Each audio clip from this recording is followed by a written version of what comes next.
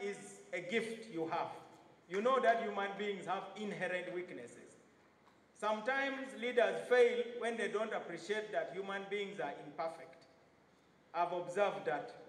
The second attribute is that you understand that things take time. We also appreciate that.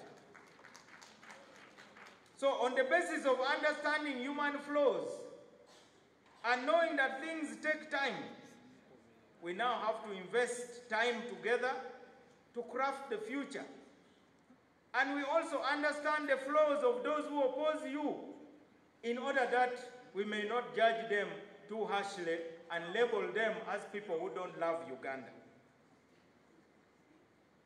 Dear friends, today we don't know where we are heading, but we have started. The journey has begun. We have taken the first step. Today we are saying we are no longer going to quarrel about form and not substance. I want to assure members we have discussed substantive matters in the summit. Sometimes politicians, like Brian Kagoro was talking about that quarrel between two neighbors, sometimes people argue about non-issues. There was a man who one time hired a donkey and he was accompanied by the owner of the donkey. When they reached the road and it was too hot, they decided to rest. And the owner of the donkey decided to sit in the shadow of the donkey. The man who hired it said, "No, this shadow is mine. I hired the donkey, so even the shadow it casts is mine."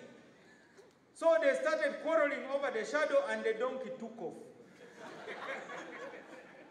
We have to build an oil refinery. We have to build a standard gauge. We have to achieve the Vision 2040. That is the donkey. If we fight over the shadows, those things will gallop away. If we are united, we don't have to borrow money for the refinery.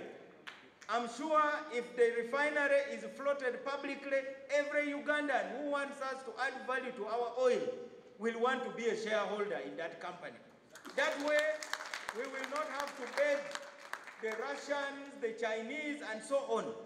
But we cannot achieve anything if we are quarreling over who owns the shadow of the donkey instead of minding about the donkey. Lastly,